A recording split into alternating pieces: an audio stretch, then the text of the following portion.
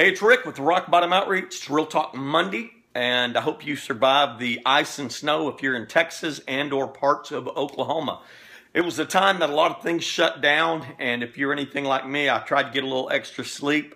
I embraced it as being great for a while, but after a little bit of time, I began to struggle with it. And the struggle part is sometimes that feeling of being alone. And sometimes we have that that deal where we think too much. It's called racing thoughts. If you've ever wondered what that's called, it's called racing thoughts. But, you know, I want to share a part of me of 2008, even in before.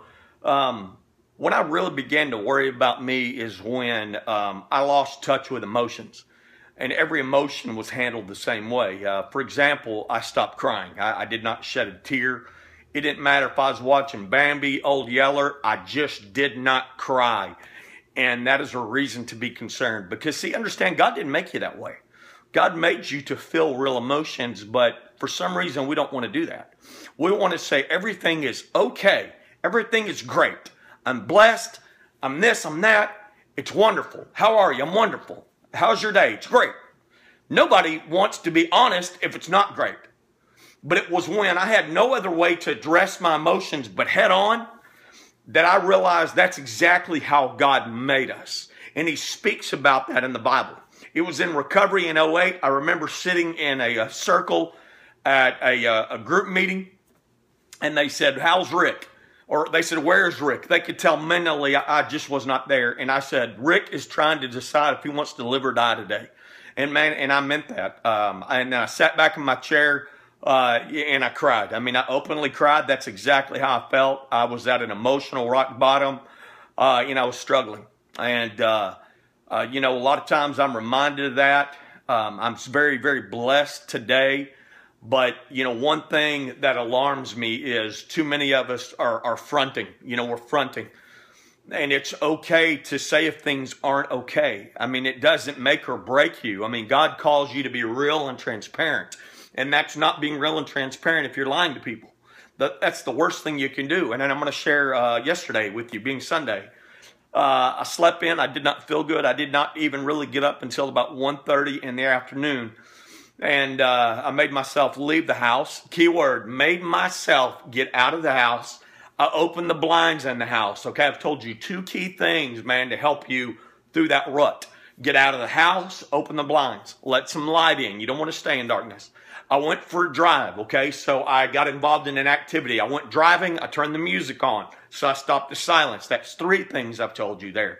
I got up, I got out of the house, I opened the blinds, I got into an activity. The fourth thing that I did was I made a phone call to someone.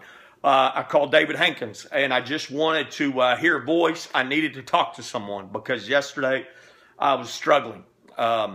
Maybe it was because I did not feel well. Whatever the case may be, I was struggling. And I made a call to David. I talked to him for a little bit. I said, man, let me pray for us real quick. Pray for him and me too. And where he is, he's working, but he's not been able to work right now due to the weather.